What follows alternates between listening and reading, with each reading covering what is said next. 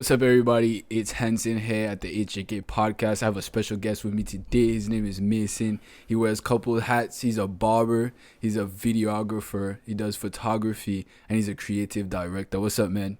What's going on? You can bring the mic to you, Yeah, bro. I don't know how close I need to be to that thing. I mean, you can bring just whatever's comfortable for you, bro. For sure. You know what I mean? So what you got going on in your like daily life coming up right now? I don't really know. Like in regards to barbering or in regards to personal life or just what? your personal What do you life, wanna just get what into? you're doing, man. You know what I mean? Anything that's Uh, creative, anything that's inspirational, anything that, you know what I mean, whatever goals you do have, just share a little bit with me. Goals that I have right now are, Just a little bit closer, because you do talk a little bit soft. Oh, You can yeah. pull it to you, man. Don't be afraid, bro. Man, I've got a lot of things in front of me right now. I guess focusing on why I'm here in Okinawa, building up the barber shop. There's been a lot of changes in the barber shop recently here. So I think like number one priority is getting the shop up and running and like the way we do things at Chop Shop. Bringing it over here. I think that's priority number one. That's the biggest thing in front of me. That's how I met you. So Facts. So for everybody that's watching that don't really know, Mason works at the Chop Shop, Frank's Chop Shop here in Okinawa at American Village.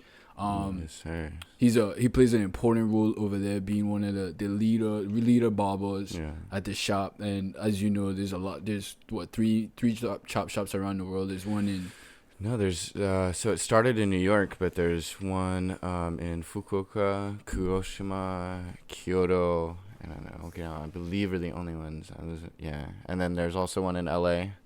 But it started in New York. Yeah. So you know the owner really well then. No, I don't you know know? him crazy well.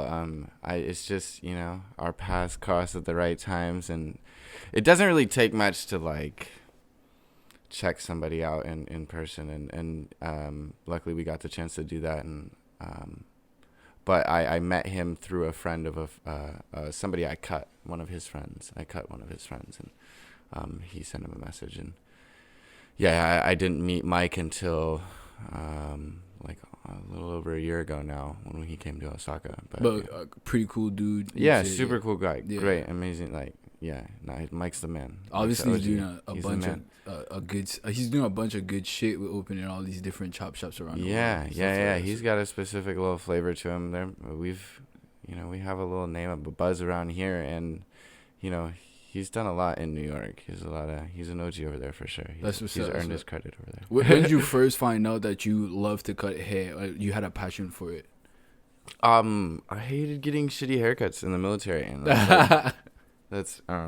that's like a common thing. But Yeah, it's very common.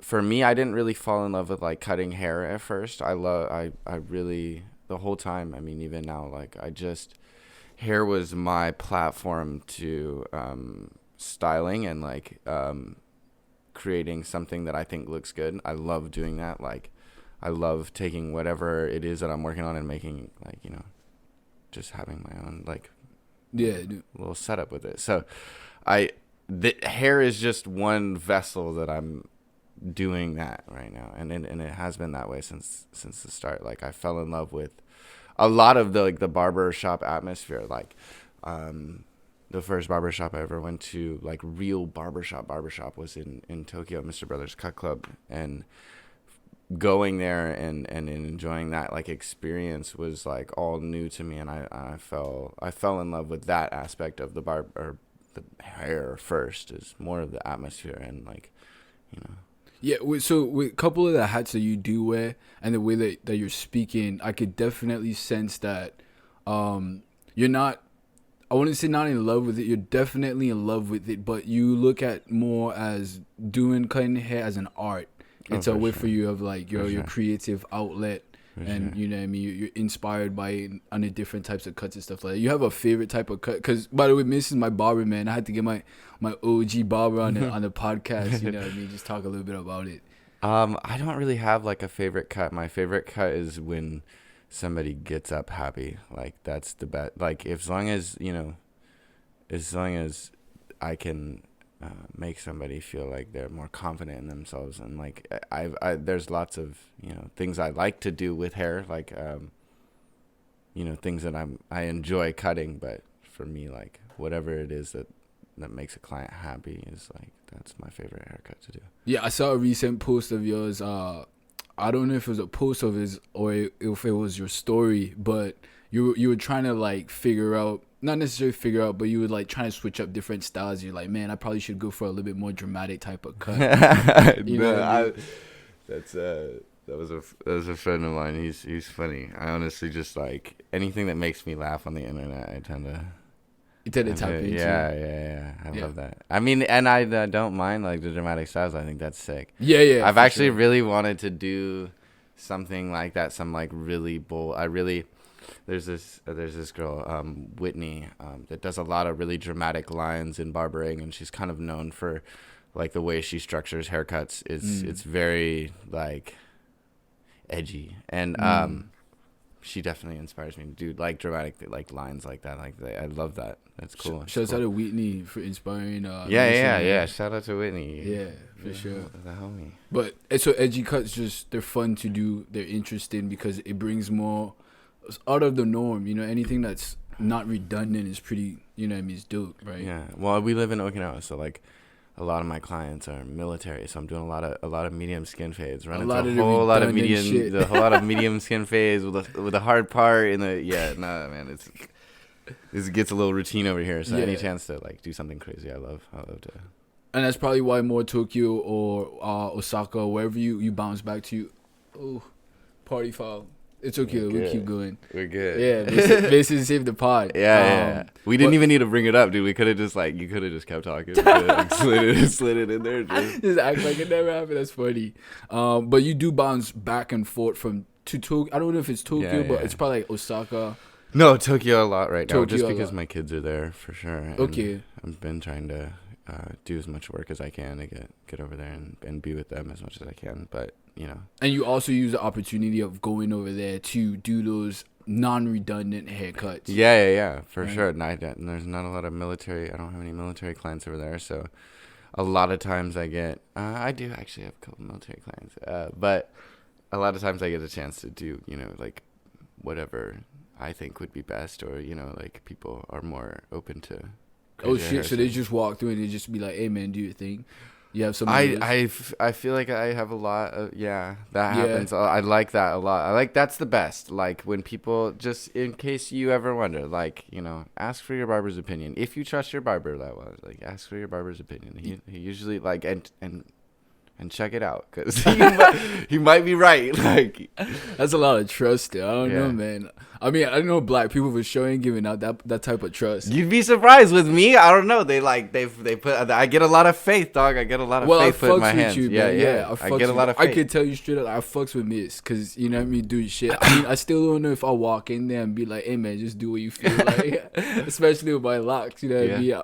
I'm gonna go sleep in the chair. Well, I mean, I wouldn't want to change anything. My shit chopped, nigga. Yeah. Well, it is what it is. I wouldn't want to change anything like that. Like Yeah, I feel you. Just with their look, I can usually guess what they would like, or like Yeah. So you mentioned Mike earlier, and you don't really know him too well, but you have cross pots and stuff like that. Would you say like he's probably inspired you somewhat business wise in regarding owning barbershops or something like that? Is that something that you look into in the future, or like do you want to own your own spot? Or no, I mean like Mike has for sure inspired me in a lot of ways, but definitely I'm not looking forward to owning a brick and mortar like building. Yeah, there's just I don't know. I think that that's not really for me. That's not really like what I've never been interested in running a place. I'd like to be traveling a lot more. I'd like to be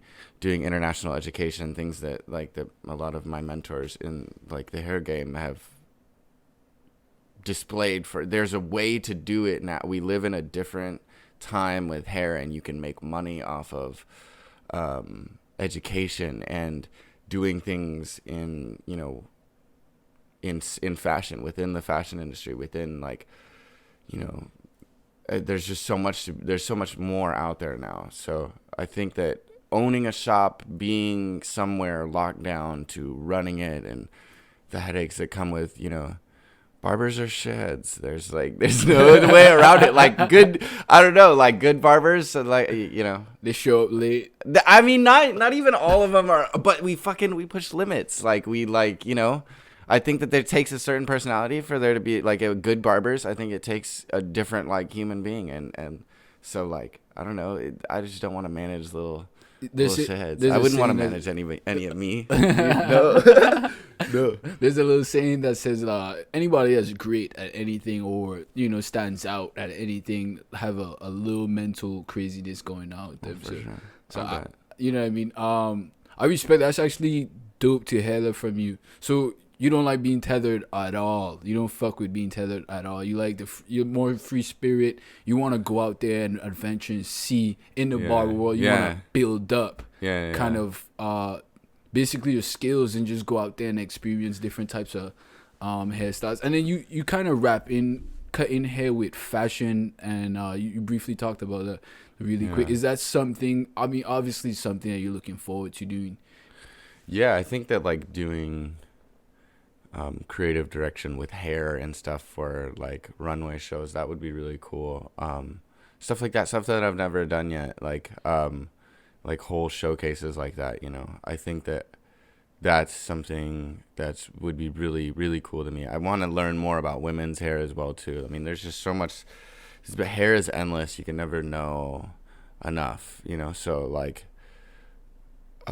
Man, there's plenty of possibilities with that. But yeah, especially being in Tokyo, like everything's right there. Yeah. I think something that's really overlooked too is, so when I think about, when you just mentioned fashion and you just mentioned doing like runways and stuff like that for whether it's male or men, I think something that's really overlooked. People are more looking towards like the fits that's being displayed versus like the hair that's being displayed too. Yeah, so you actually bring up a really good point into, that's actually a career that like many people could take, where if you're into barbering or you're into anything that deals with hair and you're like edgy and you're trying to be out there, that's a really great like career choice. And you're like, Miss, you don't want to be tethered, you want to be more free spirit, you just want to be a stylist in a sense.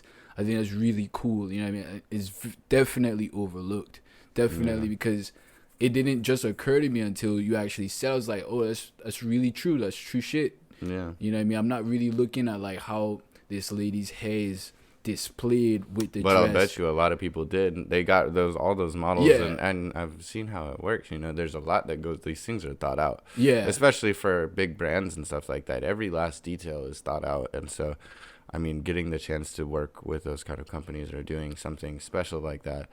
That would be sick. Yeah, no doubt.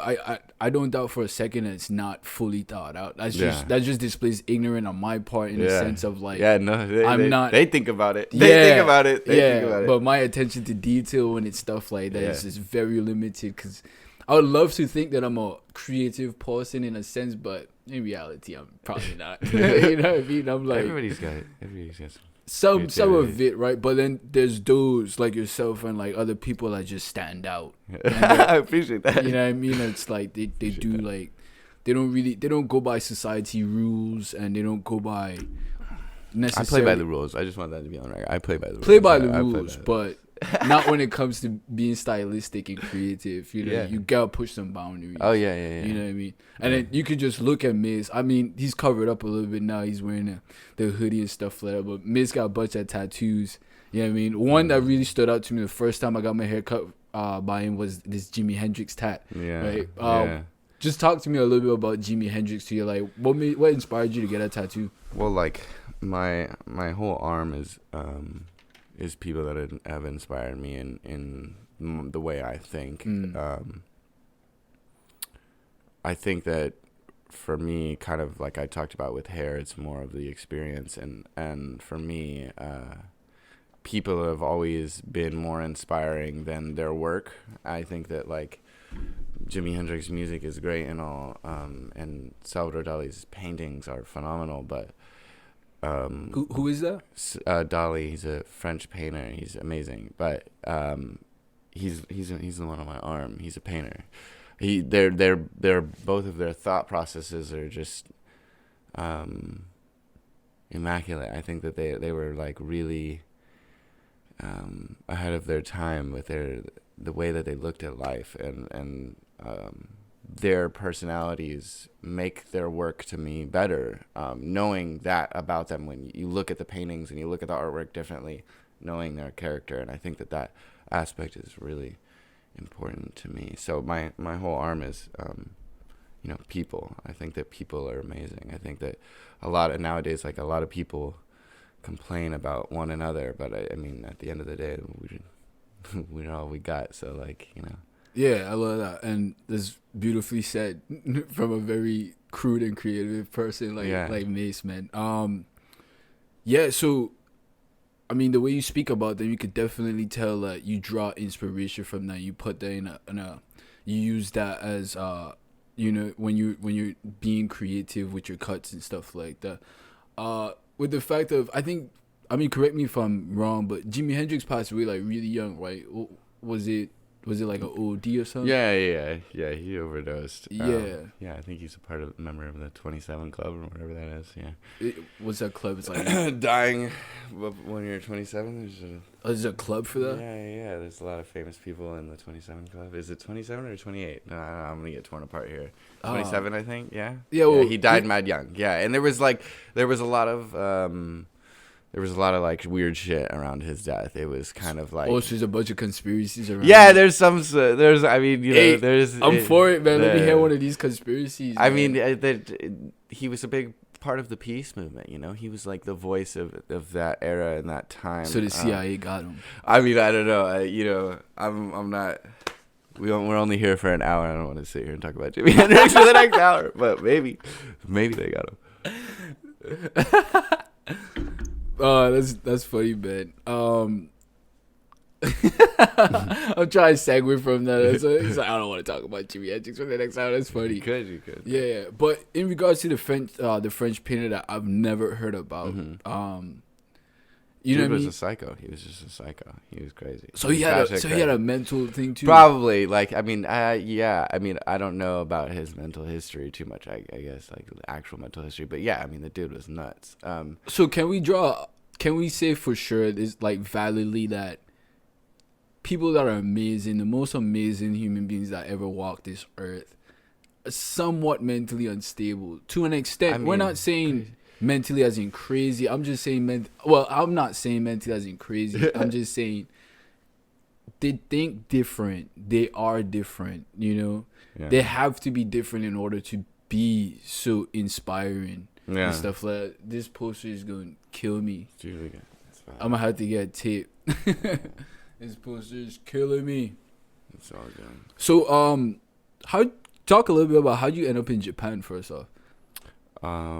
Well, I got stationed here in 2014 when I was in the military. I was in the Navy. Yeah, I was stationed in Yokosuka from 2014 to 2017, I believe. Yeah. And then I was in San Diego for a little bit, and I actually found out I was having a daughter, so I moved. Congrats on that, right? Yeah. Thank you. You got 2 beautiful girls. Yeah, right? My oldest just turned 3. Congrats. Yeah, it's crazy. Time flies. But yeah, so then I came back here, and I've been back here ever since the end of 2017. What motivated you to come back? Oh, was it your daughters? Yeah. That's it. Dad had to come back to his daughters. Yeah. But okay, no, let's not even go there. Knowing what you know now, would you have joined the Navy or the military? Yeah, 100%. I don't regret. I think that, for me, even though I wasn't meant to be in the military forever. I think that it was good for my personality to go through some structure, and like, I was a shithead in high school. I really shouldn't have passed. I shouldn't have, I was not the greatest sailor either, but but it definitely it was good for me. It was a part of my life that you don't regret. No, because I'm thankful that I get an opportunity to do creative things and make, like, the thought that I can make money off of something I love was Yeah. really always interesting to me. And I'm telling you, it feels like it's crazy Feel like a to bird. have Yeah. to have like a passion and be fortunate enough to make a living off of it is really special. And you're talking about barbering right Yeah, now. yeah. I mean, everything that I'm involved in, to be like here today is amazing. Oh, that's Yeah. great, man. It's beautiful. That's a great outlook on it. You see, I know we talked a little bit off pod, and we talked a lot, couple of times since me meeting you and getting my haircut and stuff like that. You were inspired from shitty haircuts being in the military, and then you actually started cutting hair while you was on ship. Yeah. Right?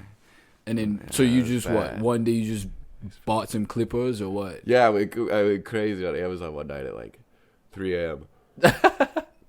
And I bought like all of the worst shit. Like I didn't know what I was doing at all. So like I just it was a huge waste of money. But I mean, I learned from it. I taught myself. I mean, there's like I said, the barbering industry is not how it was a few years ago. There's just so much online education. If you are in the military, if you are,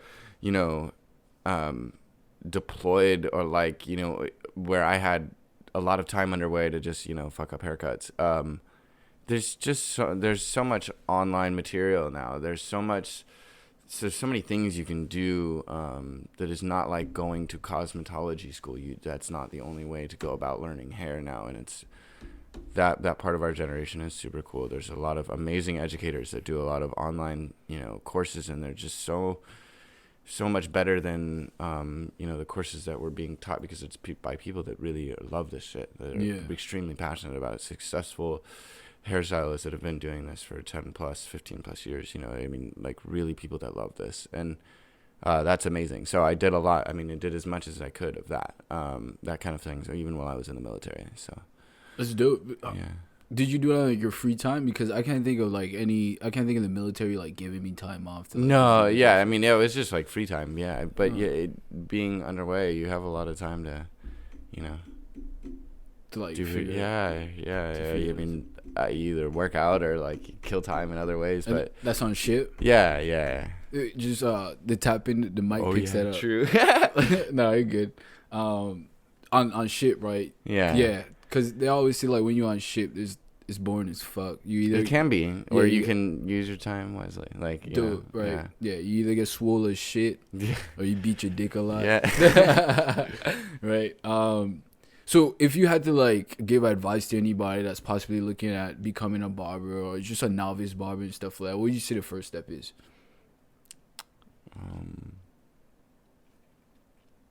Good question. If you're listening to this, like, send me a message. But Facts. I'll link his Instagram down below along with anything else. Any other links that he does have?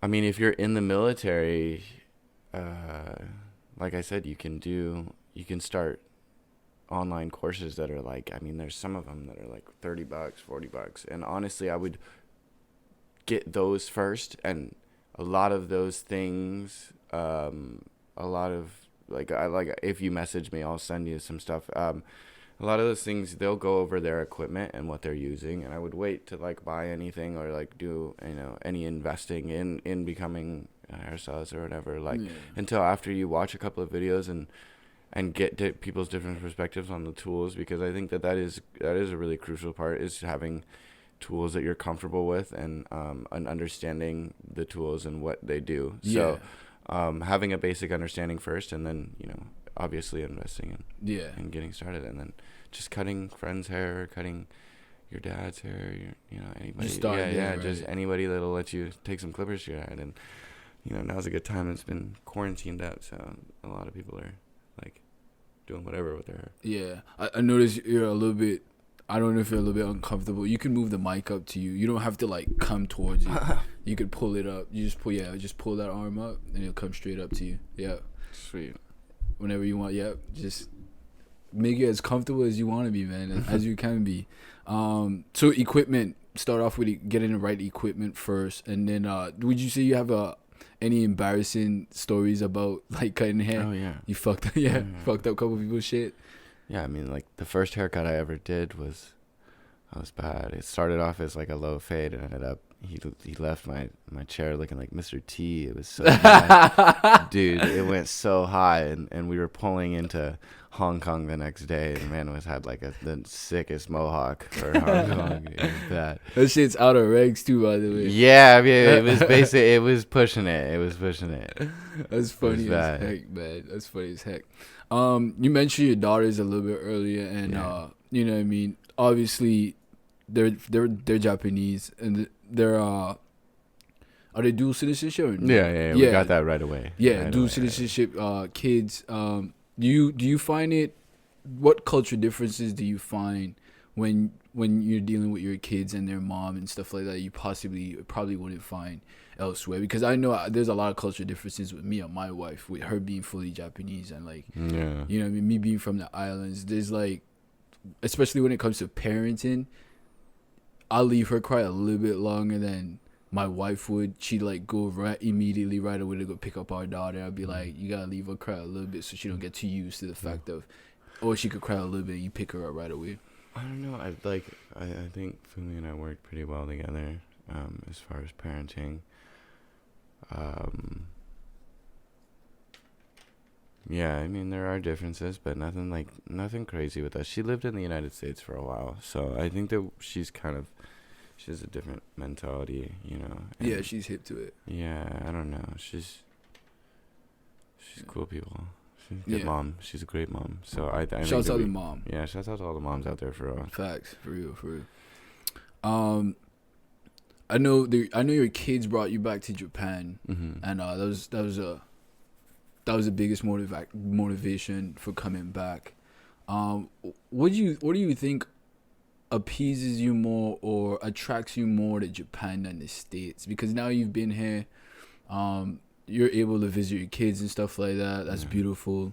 You know what I mean? I'm always for that. But you could well be back in the States too, but you decide to stay here and you insist on staying here, not only for your kids but because of the lifestyle of being in Japan and stuff like that. I think like the best thing is I just feel safer over here right now. Like that's safety is a peace of mind, you know, and I think that's why I don't mind that my kids are here. I feel like me being in the United States is one thing, but you know, having children, I mean, it's just a little crazy over there right now. Yeah, you know, it's just definitely. It's a weird time in America, and I think that not to say that I'm like wanting to like run from the problems or anything, but I just feel safer over here right now. Yeah, like there's just a lot. Yeah, I don't think that it should even still be looked at as running from problems, honestly, because you're doing what's best for you and your family, and safety is a main concern when you have kids. I mean, I'm only 4 months in, and I'm already like, my wife is like, oh well, you know what I mean? Should I go back to work? So, you know what I mean, for an extra paycheck or not? And I'm like, have my kid at a daycare? Fuck no. Yeah. You know what I mean? But we're in Japan, like crazy stuff don't really happen over here, like where the kind of horror stories you get in the States. But it's still part of me for that protective reasons of like, oh, this is my little angel. You know what I mean? Like, I'd lose my mind if something had to happen to this little girl out of my, you know what I mean, not in my eyesight.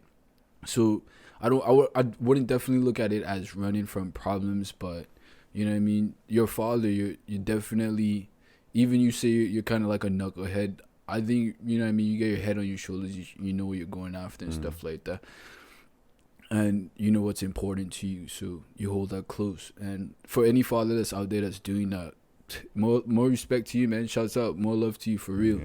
So you're a barber, you work full time, and thank you for humbly, you know what I mean, taking the day off today to do this podcast today. But other than that, you grind for 7 days a week nonstop, if you could.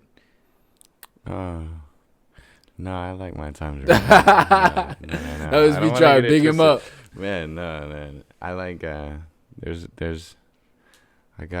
a real family guy, and I think that there's a good amount of balance that that I'm working on, because when I did move back here and I just had a kid, and when I moved back to Tokyo, I think that I just drove myself crazy at first, just For trying to working. just to trying to do as much as I possibly could, and doing shit that was like free, and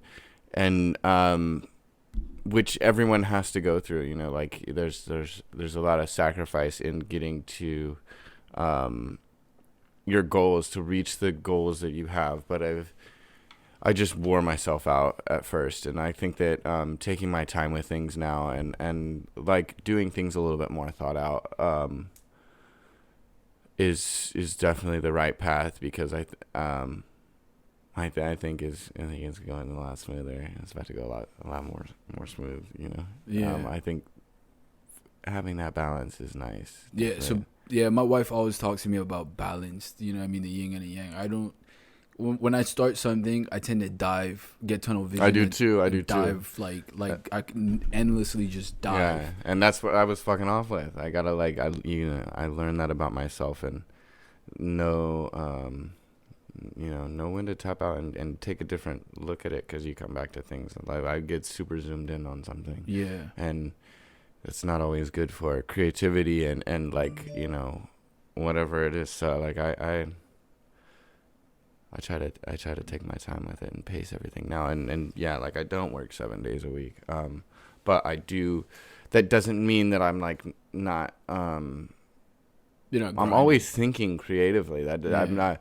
I don't like that people call it like working. Like some people, I'm always trying to be inspired. I do things that inspire me. That I'm looking for. Yeah. Some kind of experience, or whatever it is. So I do things like that. I do projects with friends, or And that's a great segue into your photography and your videography and your creative director. So you shot a video for Dash. He's part of the ASAP crew. Shouts out to them. Shouts out to Dash for allowing my boy yes, Mason thank you, Dash. Thank you, to be a creative director on his stuff. What was that experience like? It was really cool. I mean, like I had never shot a music video before. I started getting more into cameras because of hair and displaying haircuts, because now you can cut really good hair, but if nobody sees it, then you won't continue to get new clientele, and things like Instagram and stuff like that have become your resume. So I knew that was going to be a big part of my career with hair, and I don't know, it was a good night, and he asked me to shoot it, and I let him know I had never shot a music video ever before, and he was like, nah, you're gonna run that, we're gonna do it. Yeah. And it was good. It was a good time. What's the process with that right now? Because I know we spoke off pod, getting my hair cut and stuff like that. You said like it's being edited. It's done now. It's done. Yeah, it's done. Is it on YouTube yet? No, it's not. It's not out yet. It's not out yet. Nah, yeah, it should be dropping like probably within the next month. Yeah. Okay. He's been releasing singles off of the next project, beta tape. So I'm guessing that's coming in. All right, so you guys go check out Dash's beta tape, and then definitely, hopefully by the time this podcast come out, I could go back and edit it and put in a link to Mason's creative work on that on that video. I just shot it though. Shout out to Kifi Joe in Russia, man. That dude's crazy. He spazzes with editing. The kid is an animal, and yeah, big shout out to Kifi Joe, because I didn't shoot it on like the best camera. I mean, it wasn't like I sent him God's work, but that video is fire. Shout out Kifi, shout out Dash. That thing's gonna be good. Well, they always say the best equipment is the one you got, right? Yeah, and that was the thing. It's like, I mean, I was used to that camera, so the shots I did get, it was cool. Yeah. We only shot for like 3 days, something like that. But once in Osaka, and then 1 or 2 days in Tokyo. I think it was just one night in Tokyo. Yeah, we got it all done real quick. Yeah. Can you talk us through a little bit like a set of a creative shoot? Like what's that like? Because I know a lot of people just see music videos, right? And they see the finished product. Yeah. But they don't ever see what goes into that finished product. Can you just I know it's a little bit hard. That's a tough question. I Right? haven't had budgets big enough to like run that all myself. So I'm not the best person to like ask about all the like big productions and stuff. No, like that. dude, not even big. Just what you did with Dash. Ah, Nothing crazy. okay. I'm strictly. Yeah. I just want strictly your experience. I don't want no fugazi. Strictly your experience. With Dash, we were just we were having a good time that night, and I just so happened to have a camera on me. It wasn't the camera like at that point became just its own little like life. You just create a life of it's when the best stuff are made, man. Yeah. Stuff just creates a life on its own. Yeah, I think that like having somebody that's also comfortable in front of the camera is really important. Professionalism is as far as like artists that know how to conduct themselves in front of a camera. There's just people get shy and act weird and it's like nothing against them. It's just like it's easier to work with somebody that is confident and comfortable. Yeah, exactly. And obviously like Dash has been doing this for a minute. He's a professional. He gets work knocked out quick. Like Yeah, that's what's up. That's what he does. That's what's up, man. That's what's so up. it was easy. It was very easy. Yeah. What do you like to shoot when you do photography? Do you just or photography, videography, anything that ends in ography, right? Geography. Nah. I think what do I like the most about it? Is that what you said? No, not what you like the most about it, but what do you normally like to shoot? Like when you shoot and you're like, man, this is why I do it. This is why I love. I think like all of it. Like all I don't necessarily have one thing. Like I've focused a lot on hair, and so that's cool. But I wouldn't say that that's like my favorite thing to shoot. I think I like street fashion for sure. Like I think I'd want to do more work with clothing brands and stuff like that. I like styling. I like I like clothes a lot. I love clothes. So I think that I'd like to shoot more of that. Yeah. Do you have any aspirations to do anything like your own clothing brand or your own designs, your own artistic work? Yeah, that's coming soon. It's been going on. Yeah. That's been going on, but bro, share a little bit. I can't. Not on this podcast. That's a little. It's He said the podcast ain't big enough. No, not like that. Comment. And let's rack up these views so Missy could show us what he's working on, man. Put us creative. It is coming together. It's I wanted to do kind of a soft release on my birthday, but when's your birthday? It was November 3rd. Yeah, I just had a birthday. Yeah, I was gonna 25 now. Yeah, 25.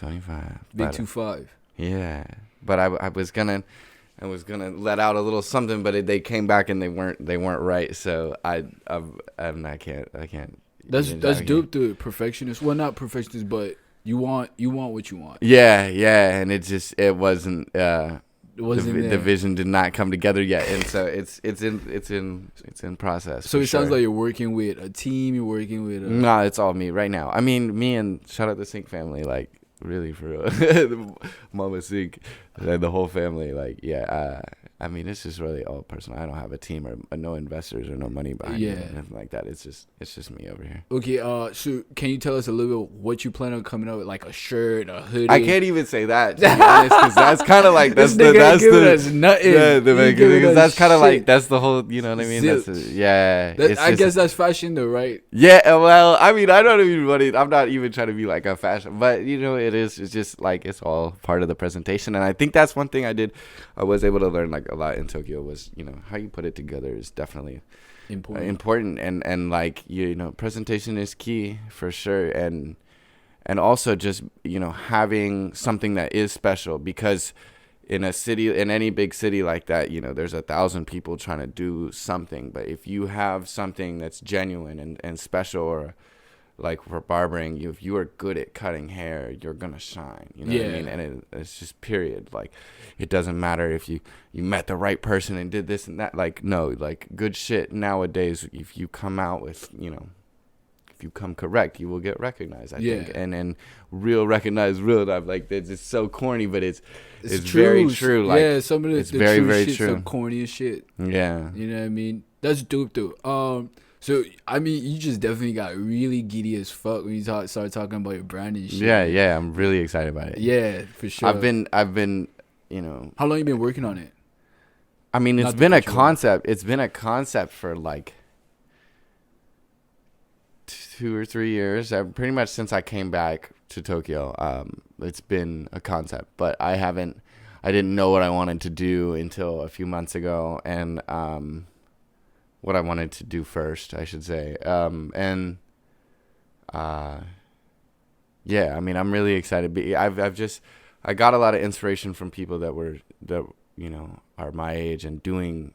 There's been a plan laid out. You know what I mean? Yeah, There's yeah. like there's you just gotta like Oh, listen more than you speak, I guess, and learn from people that have been doing this successfully, and keep your mind open to yeah, the way things work, and just be a student all the time. Like, I think that's like the biggest thing for me is, remain a student of, and no matter what it is you're doing, and you're gonna progress. You gotta progress if you're willing to sit down and learn about I whatever it agree. is. Yeah. I think it's very important to constantly learn. Yeah. Because you're learning every day. If you're the smartest, if you're the smartest person in the room, you're an idiot. Like, I don't like to. I don't like Wise to. words from Miss, man. Mhm. You know what I mean? Wise words from Miss. Damn. So that's. I mean, I don't know. It seems like you really love that, man. I can't wait. I'm looking forward to see what you guys come out with. Hopefully, it's within my budget. You know. What I mean? No. The first thing is for sure. The first thing. The first thing is like, I mean, I that was kind of part of my thing, is I wanted to make something that, you know, that is just, it's not crazy expensive or anything Yeah. like that. But it is it's a little piece of me, a little piece of the beginning. So Yeah. I want that to be very special, and to, I want people to keep it. So it'll be cool. It'll be really cool. I'm looking forward to it, man. Yeah. Like, that's dope. I love anybody that's actually, aspiring towards their dreams and just doing stuff that's outside of the norm, 9 to 5, and you know what I mean, just going to work, coming home. I don't know if you work out a little bit, and then just mindlessly scrolling through Instagram or mindlessly watching YouTube vids. Like, stop doing that. Take some time out, figure out what you like, what you love, not even what you like, what you love. No. And try put some time towards that, because that's what brings true happiness eventually. Stay down with it, be consistent, invest in yourself versus investing in other people.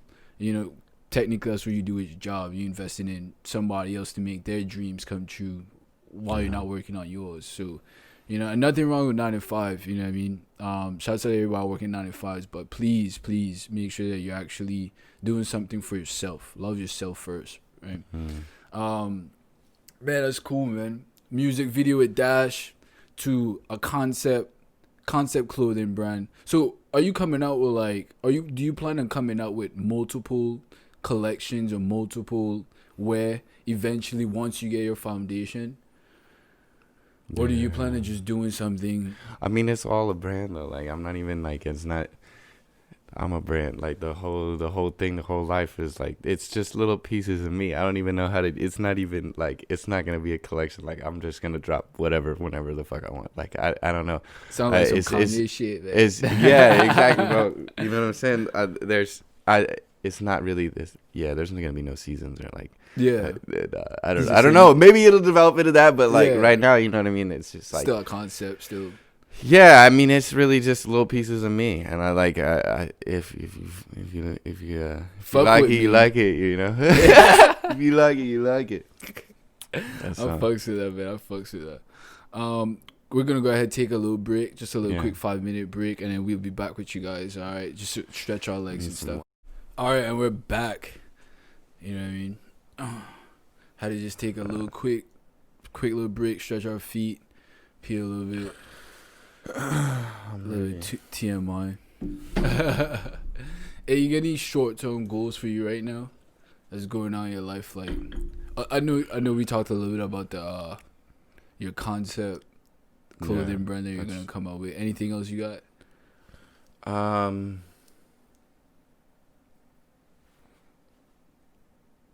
Yeah, there's some little projects in the works. I mean, some little things that short term wise that I've got going on for sure. Let's talk about it, man.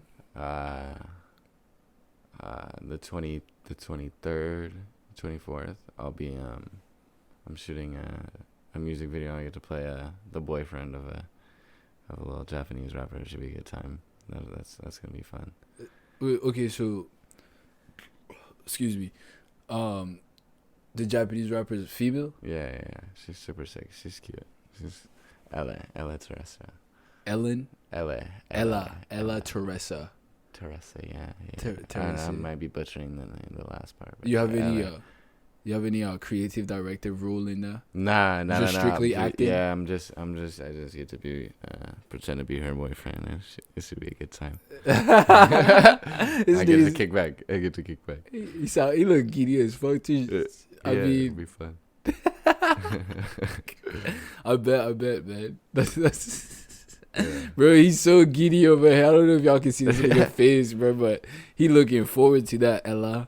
Whoever y'all, shouts out to you. You got my boy Missy smiling, cheesing hard as fuck. It'll be a good time. They're good people over there. They're good people. Acting though, is that?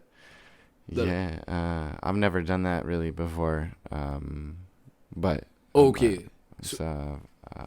I mean, we're about to see. So the experience about to be fresh. Yeah. It should be definitely a new experience.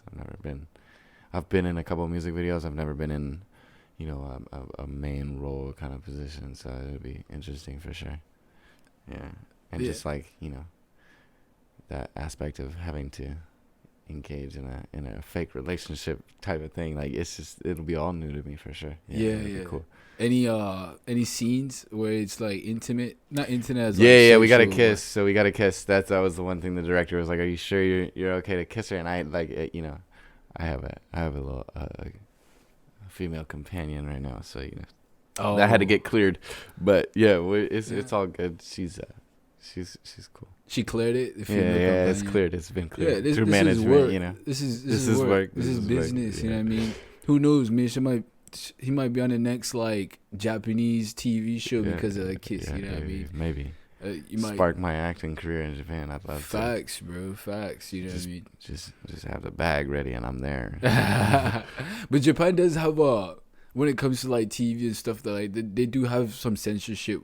A lot of censorship actually with like how you can get on TV and stuff like that. I don't know. I don't normally see a lot of people with tattoos on TV. Oh, there is. Because it's too mainstream. There's I think there's been more and more in the Japanese media, not even just television though, because we live in a different era now. Like people are not really necessarily tuned in with the TVs anymore. It's more online streaming and things like podcasts and shit like that. So it's like that's so true, man. Like the internet and social media has been a blessing and a curse. Yeah. A lot of people talk about the cons of it, but a lot of people don't talk about the pros from it. It really kind of took a lot of power away from these big mogul companies that have all this censorship. They're coming back in. The censorship? Yeah. Yeah, I agree too. Isn't that the thing though? They see what happens and then they start to adapt to it. Yeah, of course. And then they put their dirty little fingers in everything, and then they just make shit fucked up again. Yeah, I don't really know too much about that. I'm just here to make art, so like I don't really know too much about that. He's like, I'm not educated in it, so we're not gonna talk about it too long. Yeah. Damn. So being the main role of a rap video with a kiss scene had to get cleared. What the artist? What she think? You know what I mean? Well, I don't know that. I mean, that's kind of the interesting part about that is like I've met her a couple times and I met her like once or twice in Osaka, just at shows or at the club a couple of times. I met her in Pink. Shout out to Pink in Osaka. That place is amazing. Yeah, family over there. Shout out all of Osaka, actually. Kazuki Hybrid, all of them. What kind of club is it? Is that hip hop? Yeah. There's a lot of hip hop in there. Yeah. It's mostly like a hip hop club. They mix it up. Really yeah. I mean, like luckily, when I've been there, it's been mostly hip hop nights. So yeah, it's been That's what's up. And her name is Ellis. Ella. I'm sorry if I'm fucking up. I'm probably butchering that shit too. To be honest, so it's good. kissy. You been practicing?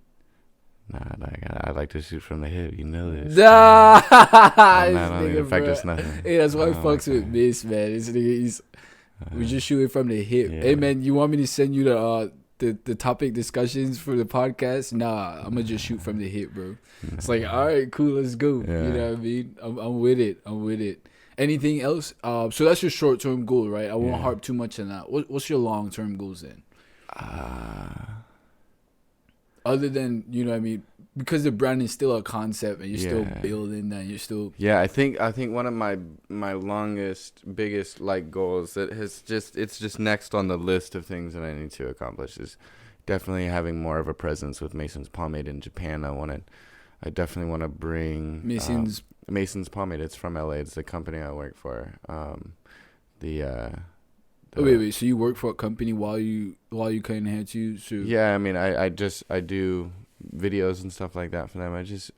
I'm a part of their team. There's a team of stylists that do kind of creative stuff together, and yeah, it's just a family that's grown bigger, and they've been killing it in the United States and in LA in particular. So I know all the guys want to come out here, and I want to bring them out here, but not only that, just jumping through all the hoops that it takes to get a cosmetic over in Japan and get it into more stores and things like that. I think that that's like a big task that I want to definitely take on and have accomplished by the end of like 2021, even within like the next 6 to 10 months. I think that that's like something that I haven't done that I've been wanting to do since I came here. And actually, that just triggered a memory in my brain.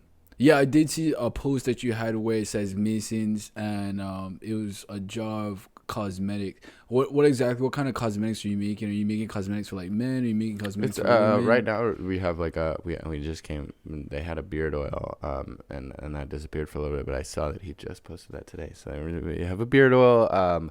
There's 3 kinds of pomade, and It there's works, a man. Cause, yeah. I shit's- mean, it's for moisturizing, not growing. So Oh.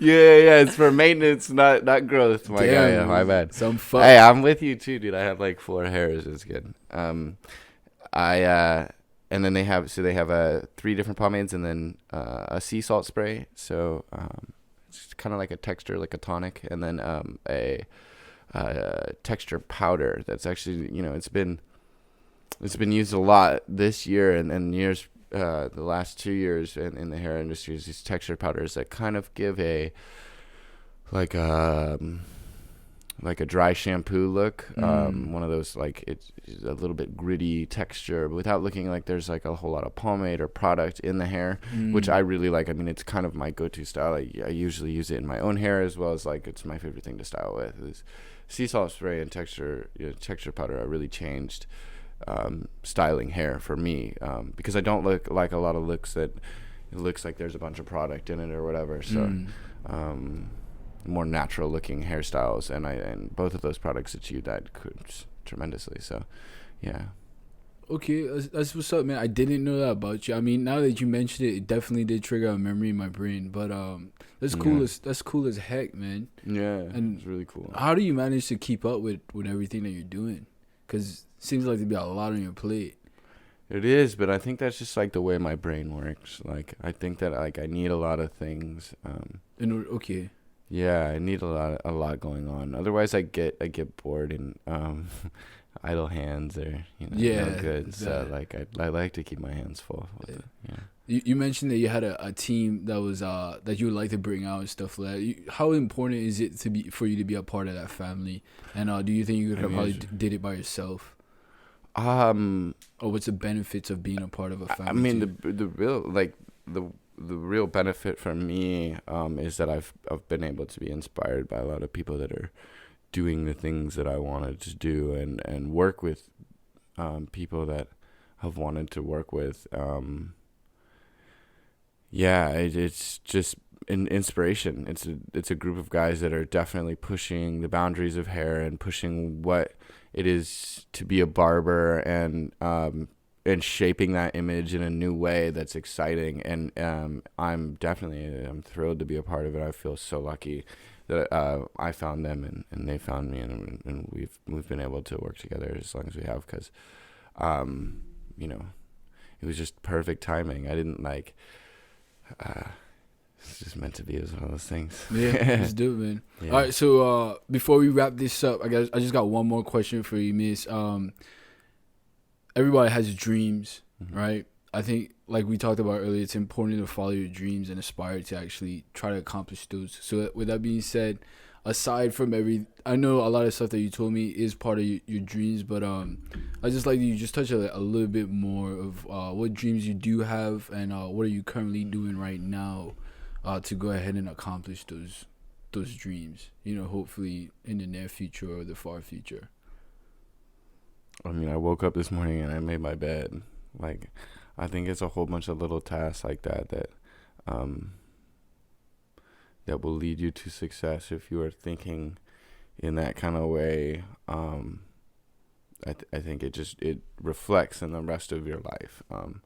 And so that's kind of one of my goals, is to remain focused in what I've got in front of me and to be accomplishing things. I think a lot of times people get caught up on, taking off big chunks, but it's for me, I've found more success in taking little bites and nibbling away at tasks, just to at least feel accomplished like that. Like, a lot of people like to dream big, and that's great and all, but when you don't start to see immediate reflections, shit takes time. So when you don't start to see those immediate reflections, I think people give up, and that's what separates, successful people from non-successful people. In that little gap of time where you're not getting immediate results, people tend to get down on themselves and want to give up, or whatever it is that they're doing. Like, and I've seen that happen a lot with people that say they're this and that and want to do something in the creative world, especially. It's not easy to do, and if everybody could do it, it would be done. So I think that taking little bites and accomplishing things every day, like making your bed in the morning, is really important to get to that bigger picture, to get to the goal that you want, whatever it is that you got in front of you. Well, I love that, man. I love that a lot. Well, with that being said, Miss, man, thank you for humbly accepting to come on the podcast and blessing it, bro. Yeah, I mean, appreciate your wisdom, all the knowledge that you bring to the podcast, man. You know what I mean? I just have my experience. That's all. Thanks you guys for watching, man. Be sure to look out for the next podcast and stop the fucking mailman from ringing my doorbell. All right, peace.